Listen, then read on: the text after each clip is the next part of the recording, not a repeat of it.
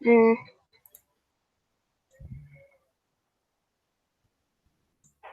Udah ya?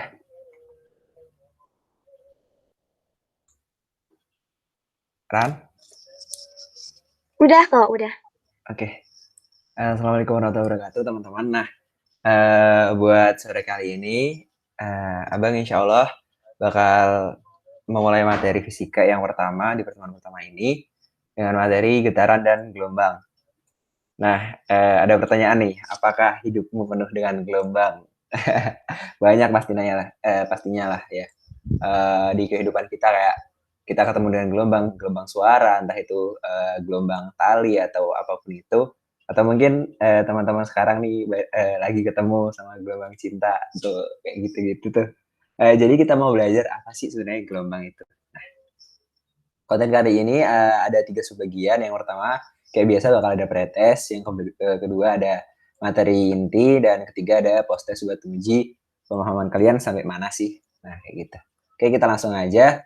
Ada sebuah quotes nih dari Bang Hafiz, dari ketua kurikulum kita. Eh, Kalau kamu bosan melihat dunia begitu-begitu saja, cobalah pakailah kacamata fisika, maka dunia akan menjadi jauh lebih indah. Nah, sedikit nih mungkin eh, teman-teman fisika nih. Mungkin tanya teman-teman, fisika tuh pelajaran yang nyebelin lah, pelajaran yang bikin nilai jelek lah kayak gitu. Tapi di balik itu semua sebenarnya kehidupan kita tuh bisa lebih hebat, bisa lebih canggih, bisa lebih enak lah sampai sekarang itu tuh ya karena fisika. Soalnya dalam fisika kita mempelajari gimana sih sesuatu bekerja dengan baik kayak gitu. Oke, kita lanjut. Oke, kita masuk ke bagian pertama yaitu pretest. Nah, di sini Abang ada sebuah soal cerita, teman-teman bisa baca. Jadi Abang pengen teman-teman coba kerjain dulu deh. Di pause dulu videonya, terus dicoba kerjain. Abang kasih waktu 5 menit. Oke, sip. Oke, Abang anggap udah 5 menit kerjain ya. Sebelumnya Abang di sini pengen ngasih sebentar. Pengen ngasih tips gimana sih ngerjain soal yang kayak gini.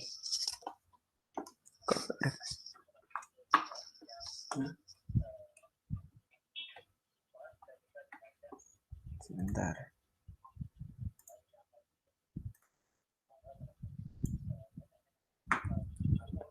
Jadi uh, di sini Abang pengen gambarin dulu sih alur ceritanya. Cerita ini yang pertama, jadi kalian dianggap menjatuhkan sebuah koin dari atas sebuah sumur kan. Nah, kemudian pas nyampe di bawah, kayak gini koinnya nyampe di bawah. Kemudian suara itu terdengar oleh telinga kalian. Nah, waktu buat terdengarnya itu adalah 3 sekon. Nah, jadi waktu buat dia jatuh, kemudian suaranya terdengar kembali ke telinga kalian, itu adalah 3 second. Kemudian, mungkin teman-teman udah belajar yang namanya gerak lurus berubah beraturan kan. Nah, ini tuh adalah sedikit penerapan dari materi ini, teman-teman. Di mana buat ngitung kedalaman sebuah benda atau jarak sebuah benda, itu kita bisa pakai rumus V0 T dikali setengah A T kuadrat.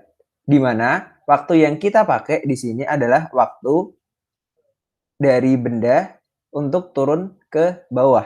Jadi kalau mereka dari atas ke bawah, kemudian terdengar lagi ke atas adalah 3 sekon, waktu buat si koinnya buat jatuh itu cuma 1,5 sekon. Nah, kayak gitu. Kemudian kita bisa masukin rumusnya. Mereka jatuh tanpa kecepatan awal kan. Berarti di sini nilainya adalah 0. Kemudian kita masuk ke setengah. A yang kita pakai adalah percepatan gravitasi yaitu 10. Kita masukin aja 10. Kemudian waktu yang kita pakai adalah 1,5 kuadrat. Nah, jadi um, kedalaman dari sumur yang kita jatuhkan koin itu adalah setengah kali 10 kali 1,5 kuadrat. alias 11,25. Nah, kayak gitu. Oke, kemudian untuk yang B, mungkin kita bisa belajar dulu mengenai gelombang. Nanti setelah kita belajar materi inti, insya Allah kalian bakal paham nih mengenai apa sih yang namanya itu ada periode, itu ada frekuensi, kemudian ada cepat lambat, dan juga panjang gelombang. Oke, kita next dulu. Kita masuk ke materi pertama, yaitu sistem sonar. Nah, mungkin teman-teman pernah denger nih sonar. Sonar apaan ya? Nah, sebenarnya sonar itu adalah sebuah sistem yang dipakai menggunakan gelombang suara, teman-teman. Biasanya dipakainya di kapal, kapal gede yang biasanya nyari ikan kayak gitu. Nih, misalkan nih, sini ada kapal, kemudian di sini dasar laut. Nah, kemudian gambar kedua ada kapal, di sini ada ikan-ikan, kemudian di sini ada dasar laut. Nah, prinsip sonar itu adalah menembakkan suara dari atas sini ke bawah. Nah, kemudian suara ini tuh bisa dipantulkan oleh benda di bawah. Kalau di sini di gambar pertama dipantulkannya oleh dasar laut. Nah, untuk gambar kedua, ketika kita tembakan sonar atau gelombang suara, suaranya akan mengenai ikan-ikan yang ada di bawah kapal, kemudian dipantulkan oleh ikan-ikan ke atas. Nah, di sini ada selang perbedaan waktu yang cukup jauh dari suara ke dasar laut kemudian kembali ke atas, dan dari suara ke ikan kemudian kembali ke atas. Nah, jaraknya kan kita bisa lihat nih, jaraknya jauh banget. Jadi waktu tempuhnya bakal lebih jauh kalau sonar kita pakai di sini di gambar 1. Tapi kalau kita pakai di gambar 2, waktu buat sonar kembali ke atas ke kapal itu adalah lebih pendek. Nah, asumsi waktu yang lebih pendek ini itu yang digunakan sebagai nahkoda kapal atau mungkin awak kapal kalau di bawah itu lagi ada ikan yang banyak sedang bergerombol kayak gitu tuh, teman-teman. Jadi seperti yang sudah tertulis, manfaat gelombang suara kita bisa memetakan permukaan laut, kemudian bisa mengetahui keberadaan benda-benda di laut tanpa kita perlu masuk ke dalam laut secara langsung kayak gitu, teman-teman. Nah, kemudian kita masuk materi yang pertama. Materi inti kita yaitu getaran. Nah, di sini ada 3 poin nih. Abang bahkan coba simbolin pakai sebuah cerita kayak gitu. Nah, misalkan nih kita punya sebuah tali. Kita punya sebuah tali di sini. Nah, kita beri gangguan tali ini. Yang pertama, kita beri gangguan dengan menyimpangkan talinya, digetarkan dengan simpangan yang cukup besar. Kayak gini. Kita bikin kayak ular kayak gini. Nah, jika simpangan yang diberikan besar, maka getaran bakal terlihat jelas. Kayak gini. Nah, jadi getaran yang kita bentuk dari talinya itu kayak sebuah ular. Kayak ada lembahnya, ada gunungnya, kayak gitu. Jadi getarannya bakal terlihat lebih jelas kalau simpangan yang diberikan cukup besar. Tapi misalkan di sini nomor 2-nya, kalau simpangan dari tali kita kasih kecil kayak gini misalkan. Nah, kalau kita kasih simpangan yang cukup kecil kayak gitu, getaran yang terlihat agak kurang jelas, nggak jelas kayak gitu. Dibandingkan sama getaran yang kalau kita kasih simpangan yang cukup besar kayak gitu. Bisa teman-teman lihat sendirilah bedanya kayak gimana. Kemudian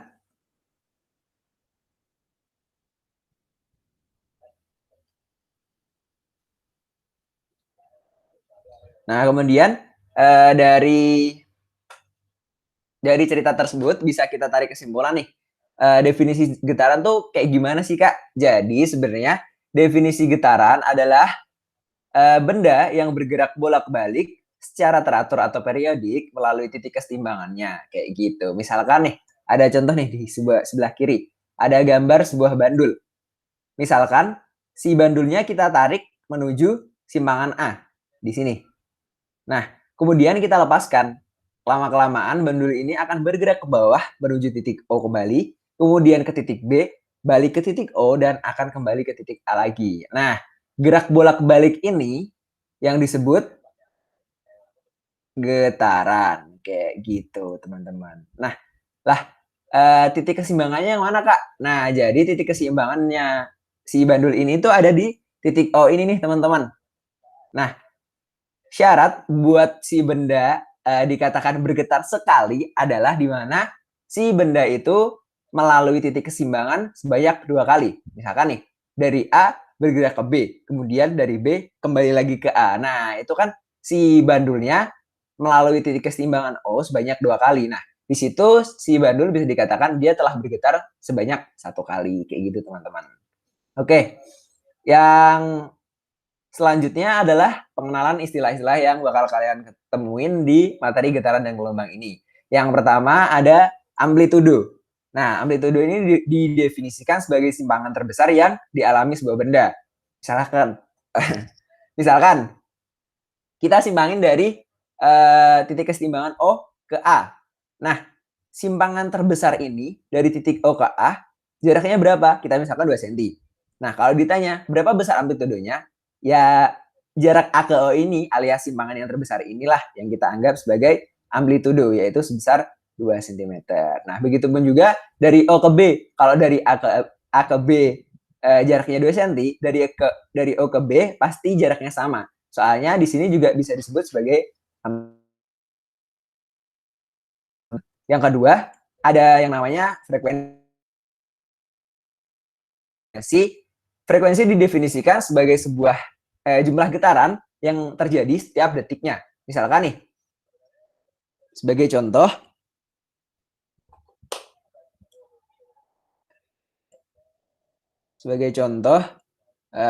frekuensi. Benda bergerak dari A ke B, kemudian kembali lagi ke A. Nah, selama bergerak dari A ke B, kemudian kembali ke titik A, si getaran membutuhkan waktu 2 sekon misalkan. Nah, di sini kita bisa nentuin nih unsur-unsur dari frekuensi. Jadi kalau kalian ketemu sama frekuensi, ada 2 unsur yang perlu kalian ketahui, yaitu F sama dengan N per T. Nah, N ini adalah jumlah getaran yang terjadi, sedangkan T adalah waktu yang dibutuhkan untuk melakukan getaran tersebut. Nah, dari kalimat ini nih, dari benda yang bergerak dari A ke B ke A, kan kita bisa ketahui kalau dia bergerak memiliki getaran sebanyak 1N. Nah, sedangkan waktu yang ditempuh adalah 2 sekon. Nah, ini bergerak sebagai T. Kemudian kita bisa masukin nih unsur-unsurnya ke rumus yang kita punya, F sama dengan N per T. Kita masukkan N-nya 1, sedangkan T-nya 2. Nah, dari sini kita ketahui kalau frekuensi dari benda yang bergerak dari A ke B, kemudian kembali ke A adalah 0,5 sekon. Kayak gitu deh, teman-teman. Sorry.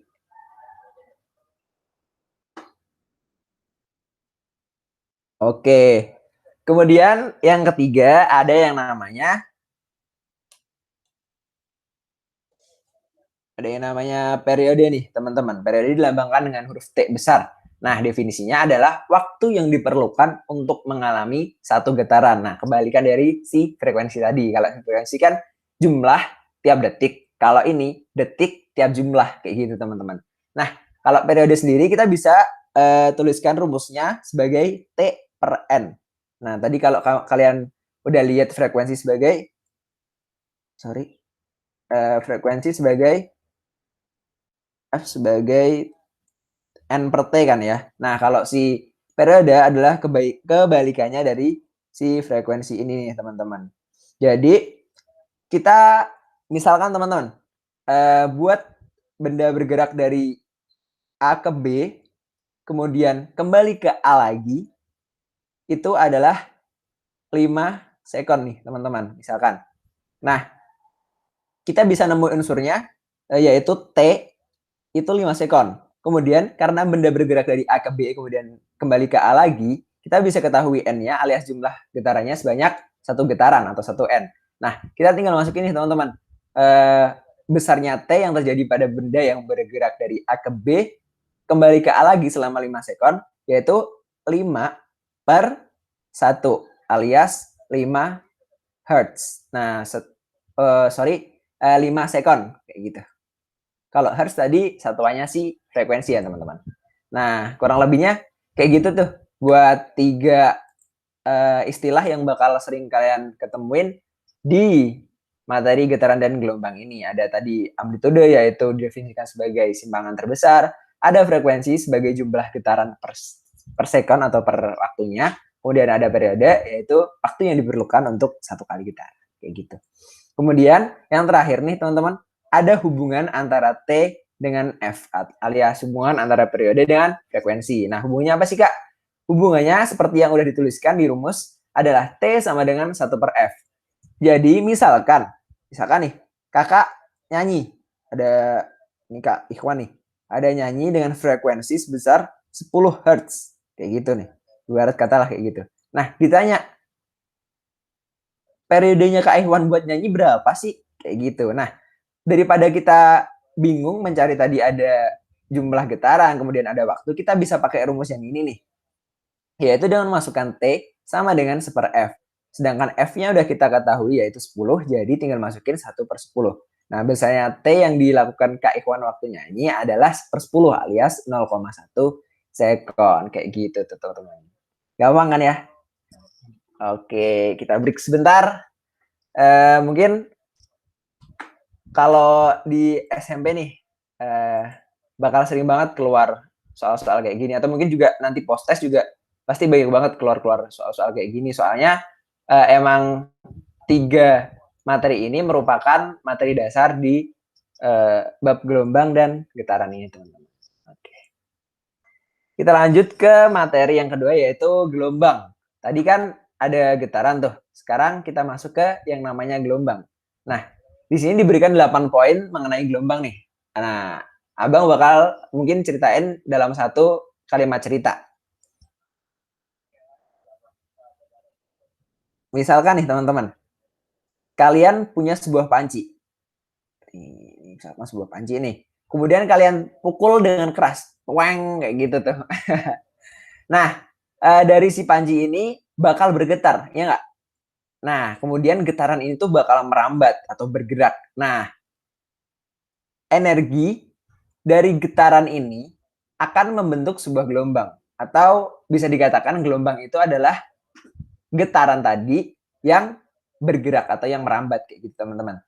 Nah, rambatan ini atau energi yang dimiliki gelombang ini bakal bergerak ke telinga kita tuh teman-teman. Misalkan kita ada di sini nih. Nah, energi dari gelombang itu bakal masuk ke telinga kita nih teman-teman. Nah, akibat energi itu yang masuk ke telinga kita, kita bisa mendengar suara si panci yang kita pukul tadi. Nah, mekanisme ini tuh terjadi sangat cepat. Jadi misalkan kalian mukul saat itu, twang. Nah, langsung banget bakal kedengaran di telinga kalian karena mekanisme yang terjadi itu sangat cepat kayak gitu teman-teman.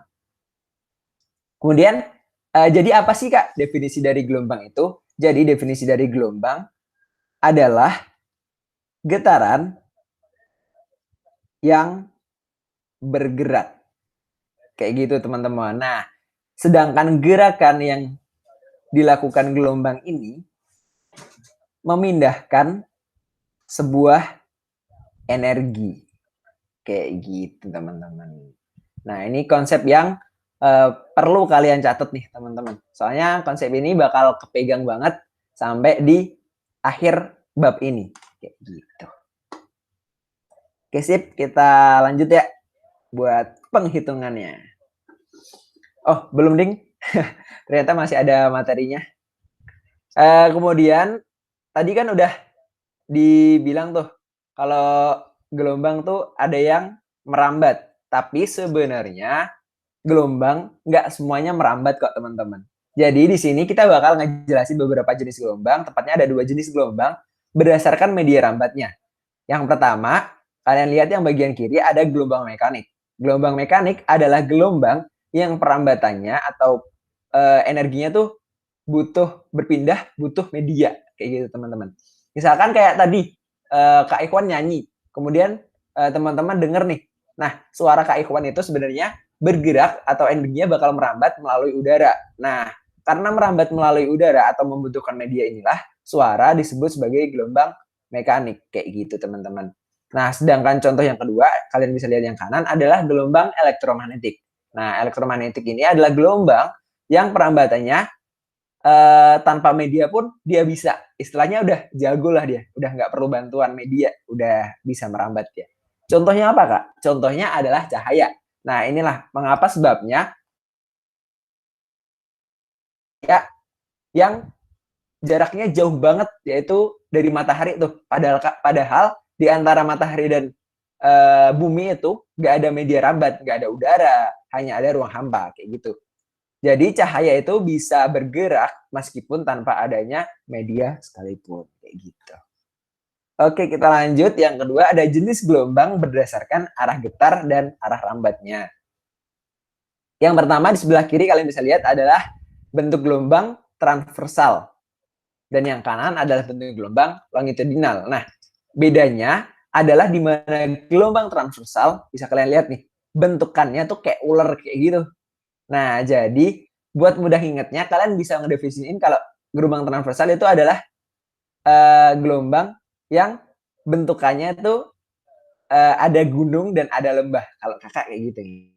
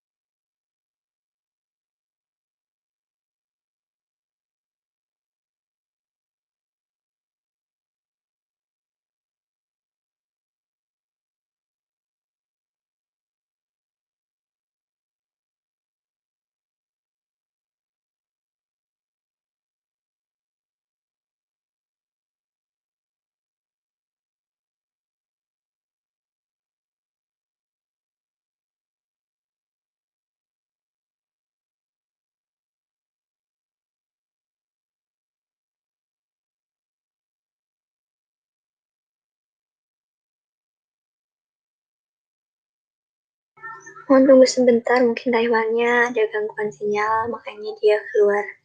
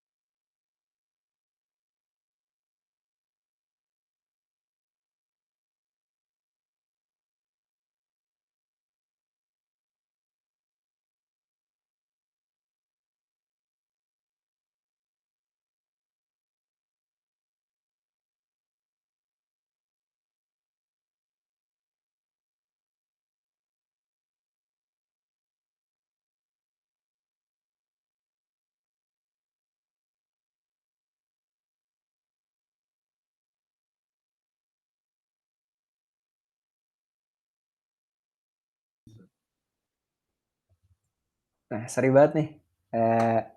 Kelempar.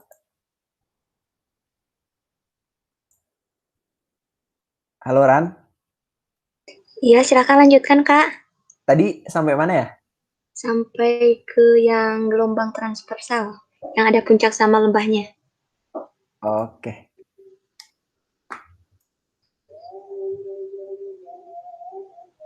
oke. Jadi sampai sini ya.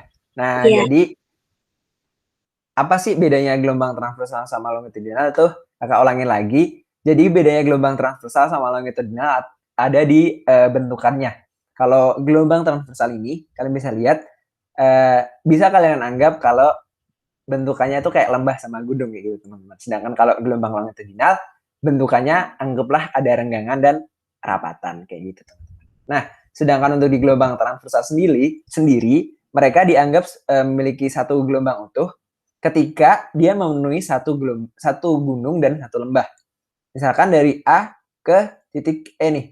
Nah, di sini dia memenuhi satu gelombang, satu gunung yaitu dari A ke B kemudian ke C, dan satu lembah dari C ke D kemudian ke E. Kayak gitu teman-teman. Nah, dari A ke E ini bisa dikatakan sebagai satu gelombang transversal. Nah, sedangkan jarak dari A ke E ini bisa kita katakan sebagai satu lambda atau satu panjang gelombang transversal. Nah, sedangkan untuk si gelombang longitudinal sendiri, mereka bisa dikatakan memiliki satu gelombang utuh ketika mereka memenuhi satu renggangan dan satu rapatan nih teman-teman. Jadi ini sebagai renggangan nih yang gede sela-selanya, dengan ini sebagai rapatan nih.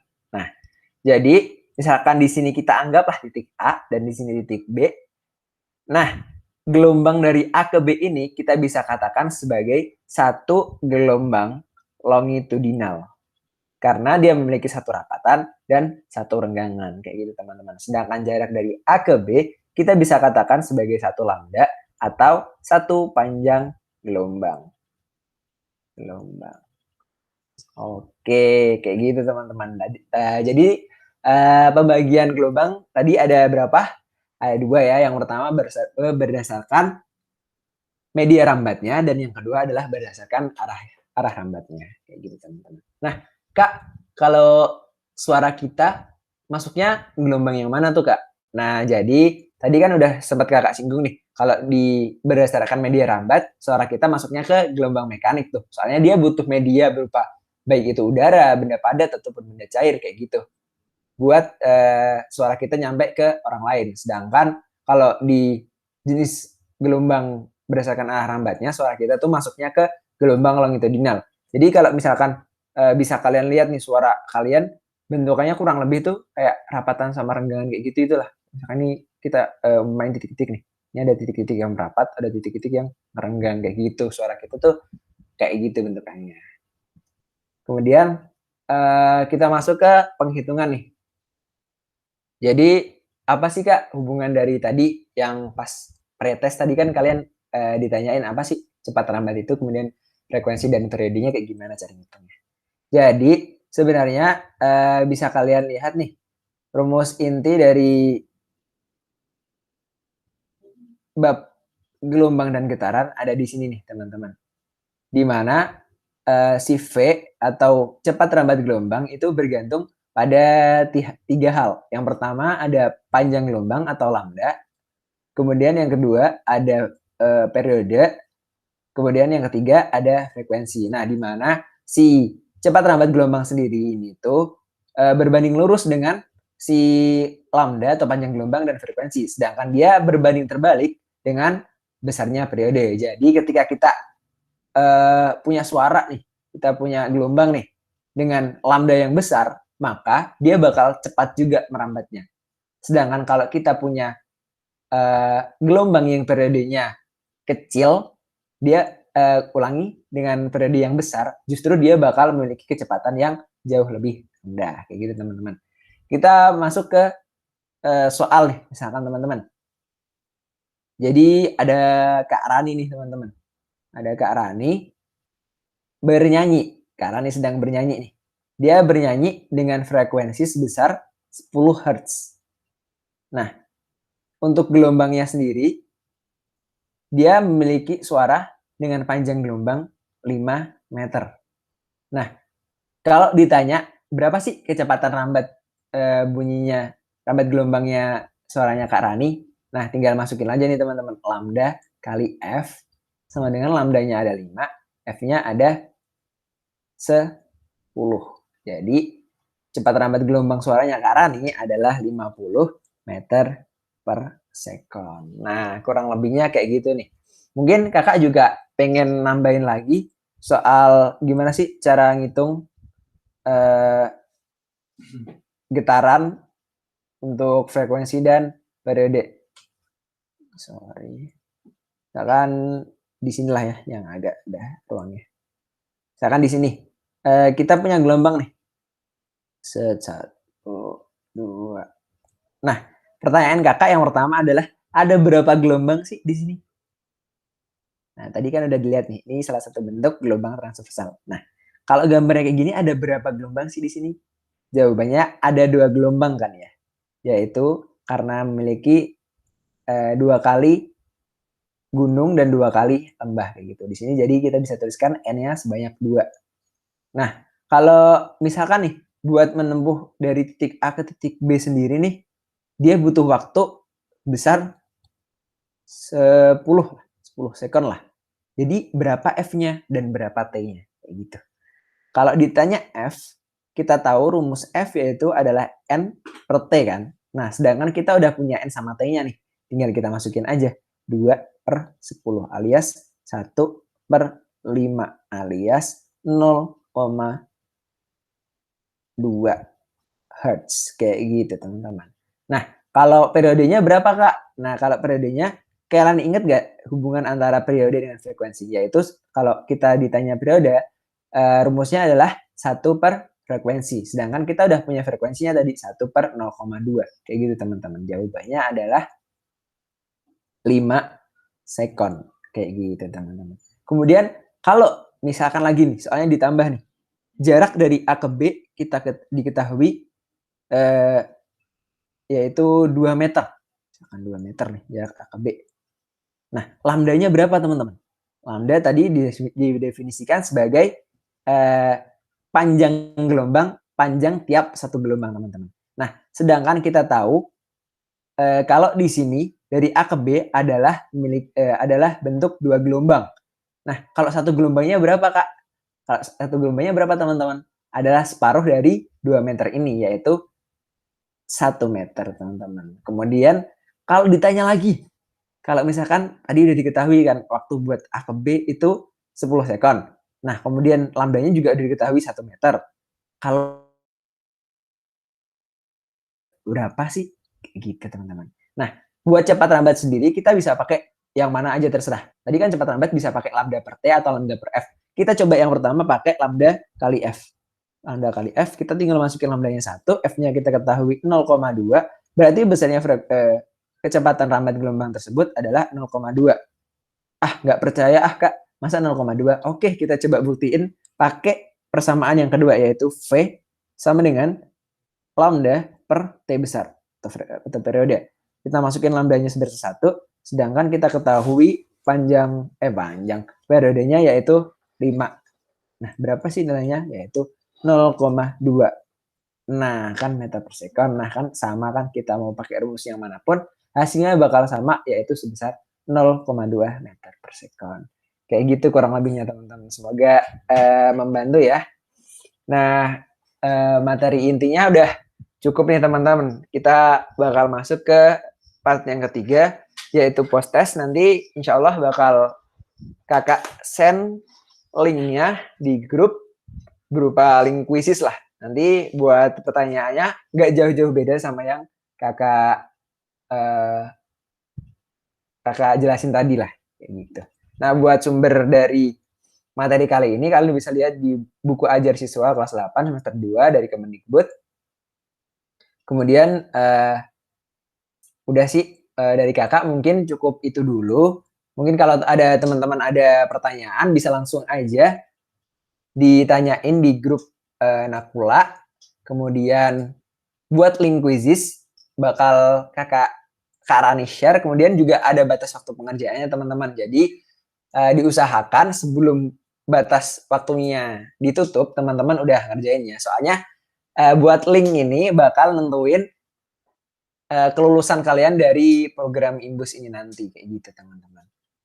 Dan sekedar informasi aja nih buat teman-teman yang nantinya dapat peringkat bagus, insya Allah bakal ada hadiah buat teman-teman. Nah, diusahakan jadi kalau bisa waktu ngerjain kuisisnya tuh sungguh-sungguh teman-teman. Kalau perlu buka materi silahkan dibuka materinya lagi. Kemudian bakal ada yang namanya Student of the Week nih teman-teman. Jadi diusahakanlah dari teman-teman sendiri jangan sampai ada yang kelewatan tugasnya, dan kalau ngerjain kuisisnya bisa dapat peringkat 1 kayak gitu. Aku rasa cukup dari abang itu aja. Terima kasih buat teman-teman yang udah hadir. Terima kasih buat teman-teman yang udah nyempetin waktunya buat belajar. Abang tutup. Wassalamualaikum warahmatullahi wabarakatuh.